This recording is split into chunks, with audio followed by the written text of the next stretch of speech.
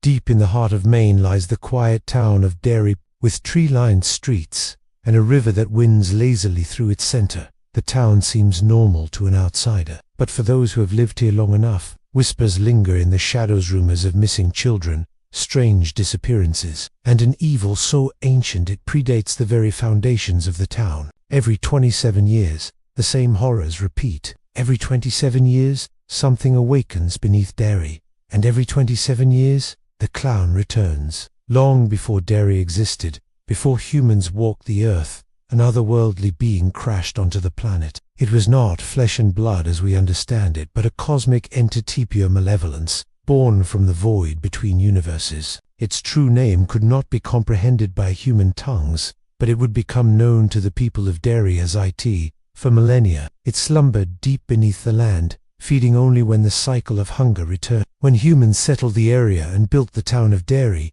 It found a perfect hunting ground. Children's fears were pure and easy to exploit, and from those fears, It drew strength. Its favorite mask was that of Pennywise, the dancing clown, a figure designed to attract children. The clown's face was painted bone white, with two long red streaks curving up from its lips to its glowing yellow eyes. Tufts of fiery orange hair sprouted like flames on either side of its head, framing a grin that was too wide, too sharp, to be human. Dressed in a tattered, old-fashioned clown suit with puffy silver fabric and bright buttons, Pennywise carried red balloons that floated unnaturally still, even in the wind. There was something wrong in the way it moved, jerky, yet graceful, like a puppet pulled by invisible strings. Children often felt torn between curiosity and dread when they saw him, unable to look away. Behind that painted smile lurked a mind twisted and cruel. Pennywise delighted in psychological torment, often speaking in a playful sing-song voice that masked unspeakable malice. It mocked its prey,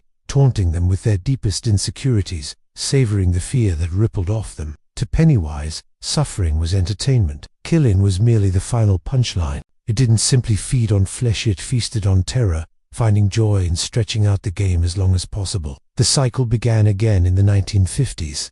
Strange disappearances plagued Derry, but none were more infamous than the case of Georgie Denbrough. On a rainy October day, Georgie chased his paper boat down a flooded street until it slipped into a storm drain. Peering inside, he saw a clown smiling back at him.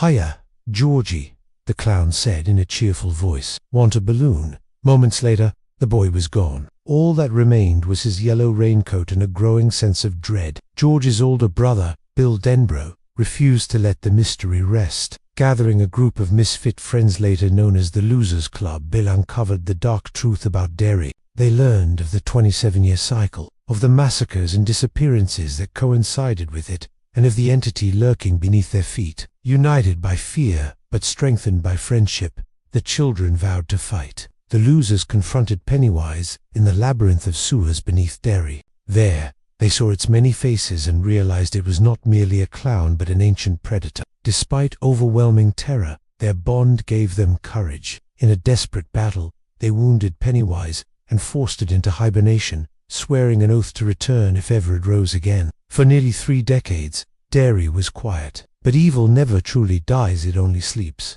27 years later, the cycle began anew. Adults now, the losers had scattered across the country, forgetting much of their childhood. But when the killings started again, bloody trails in the sewers, missing children, whispers of balloons floating where they shouldn't, Mike Hanlon, the only member who stayed in Derry, called them back. The memories flooded in. Georgie's smile, the tunnels, the fear. They returned, bound by an oath. They swore as children to come back and finish what they started. In the days leading up to the final battle, each member faced haunting visions. Pennywise taunted them with illusions of failure and loss, twisting their deepest wounds into weapons. Bill wrestled with guilt over George's death. Beverly faced echoes of childhood abuse. Eddie, Richie, Ben, and Mike confronted fears long buried but never forgotten. The clown thrived on their terror, growing stronger as their doubts deepened. Determined to end the nightmare, they descended once more into the sewers, deeper than before into the lair of the beast itself. There, they beheld Pennywise's truest form, neither fully clown nor fully spider, but something that defied reason, a monstrous hybrid whose essence glowed with the deadlights, a maddening cosmic light that shattered minds with a single glance. To fight It, They performed the Ritual of Chüd, an ancient psychic contest at wills. The battle was not only physical but spiritual, fought in the unseen realm where belief held power.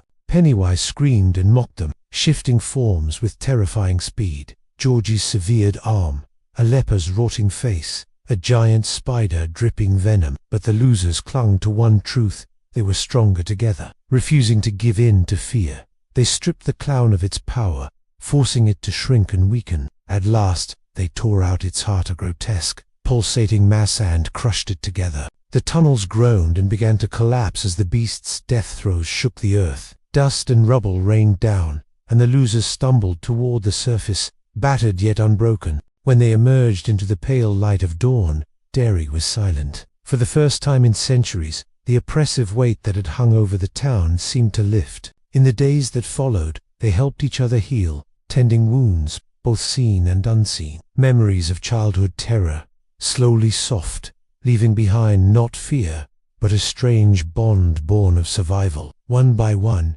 they returned to their lives older, scarred, but finally free. Beneath the quiet streets of Derry, no laughter echoed, no balloons drifted in the wind. For now, the cycle was broken. Yet somewhere, in the deep corners of human memory where fear never dies, a faint whisper remained, reminding them that some horrors are never truly gone.